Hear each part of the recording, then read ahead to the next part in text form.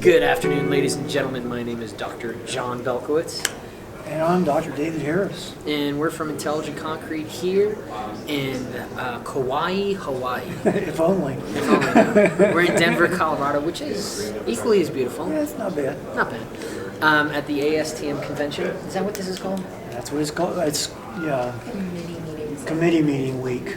Yeah. It's awesome, to say the least. We've been here for about 3 hours now. Nobody's gotten into a fight, which is Nothing good. physical. Nothing physical. Nothing physical. Nothing physical.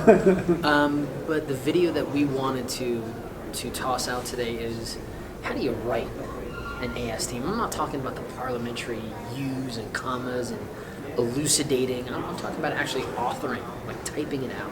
Where do you start? Yeah. Well, John, I guess over the years I kind of have always liked the 6 W's. The who, what, when, why, where, and how. How ends in a W. W's, true.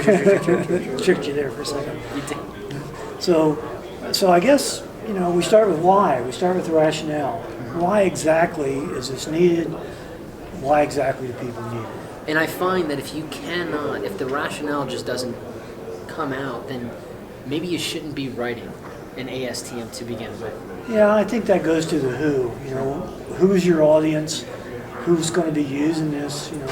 So it's kind of a why, who, kind of a combination. Ooh, a duplicity. Ooh. Very nice. It's a W squared, if you will. Oh, W squared, I like W it. squared. So, that's basically what we did when David and I started this. Right.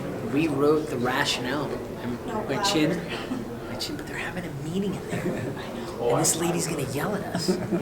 So, when we first started writing this, that's what we started out with first, was the rationale, why and who this is needed for in the industry. Right. And why it's so dang important, I think, is a third W, so it's a Y, W cubed. W cubed. Yeah. So that's really where we started. Yeah, that's right. And then you work through the where is it going to be used? What is it going to be used for? Those kinds of things. And you work through those. You talk to one another and you say, I don't think they'll ever use that. Well, I think after that point, once we came up with the rationale, we were looking for other ASTMs that had been used in a similar way, or Right. similar manner. And we started off with chemical admixtures. Right. This was 3.5 years ago. Sure. With the original chairman, and he had actually made the suggestion that we're using, even though it's, let's say for ours, it's like a silica fume, it's more used like an admixture. So that's where we started, where we took the framework for chemical admixtures for concrete, Sure. and we kind of dissected it and put it back together. It was kind of like a Frankenstein, Yeah. if you will. Yeah, a bit of a puzzle. We had different pieces we had to try to put together into a picture. And that took us about a year. Yeah, that took a while. So we went to ASTM, we introduced the idea that we were going to produce this. And like you say, it took about a year to come up with that first draft. And it looked like he was doing well. Oh yeah, we were in flight, man. And then it just kind of nosedived into the ground. Casplato, yeah, wasn't pretty.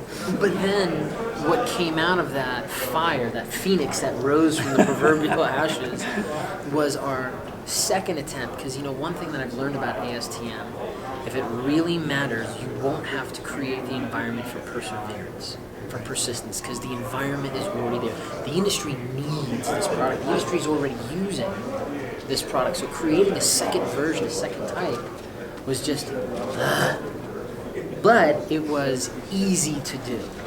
Easier. Thank you very much. I'm not going to go all the way to easy. Nothing in ASTM is easy. And I say this over and over. It shouldn't be. Whenever these things get put into place, they have legal ramifications on the job site. People hold to the letter, even to the comma. That's why you always have that one guy or one lady in the back who's like, I don't know, comma shouldn't go there. It sounds like a run-on sentence, even if you put the comma in there. And those people are important because all of those statements, with and without commas, have those legal ramifications.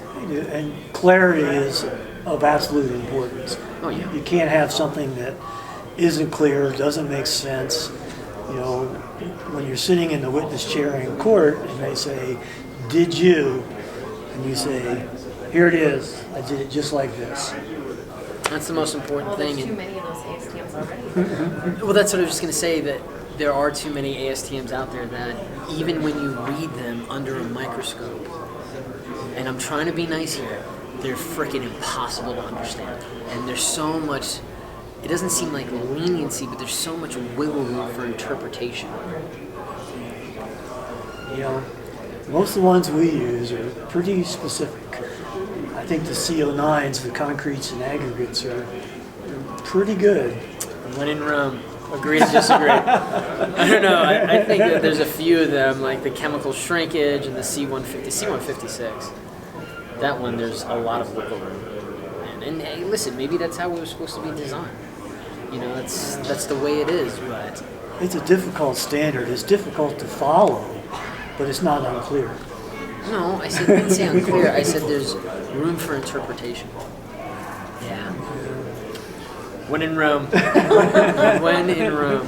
And again, this is why, you know, and we've gotten off track a little bit, but this is why the parliamentary process is so important. Because if you can get through that entire process and everybody is focused and understands what the standard is trying to stipulate, then the larger industry won't have a problem doing that too. Yeah, it's a consensus standard. If you can get 500 people to agree on one thing, that's pretty important. So we've got through the rationale.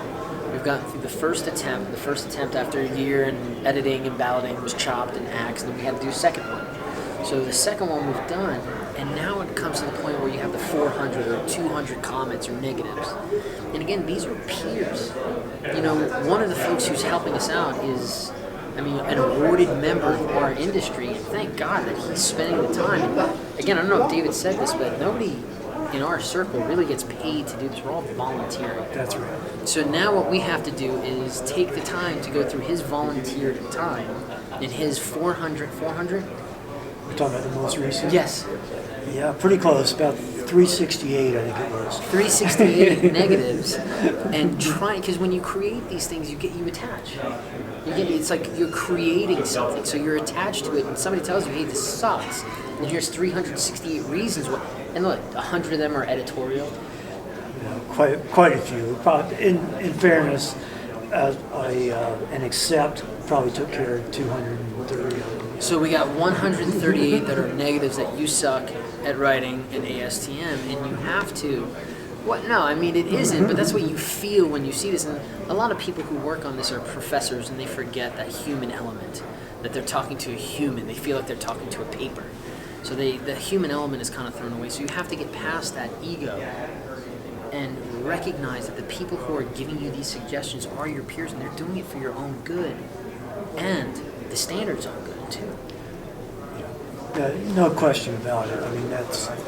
They do spend a lot of time. They put a lot of their intellect and experience into it.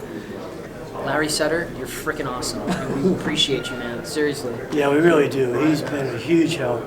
He's given us a lot of very thoughtful comments that will make the long term shorter. Right. It really help us. Some of them have been harsh, but to the flipping point. And you've got to appreciate that. Yeah, he got my attention. Oh, thanks, Larry. We mean that in the kindest way possible. Kindest way. So going through this writing, it's not just like you write it once and you're done with it. You've got to write it and then rewrite it and be okay with that. Because once you start getting aggravated, can't take it personally. Game over. You're done. Over. You're done. So, yeah, hopefully you learned something out of this and you're getting a lot of detail of what we're trying to get across. If you have any questions, any concrete concerns, throw them out at us. David loves answering those questions. Absolutely loves answering those questions. Don't forget to like and subscribe. Go Concrete. Beat asphalt.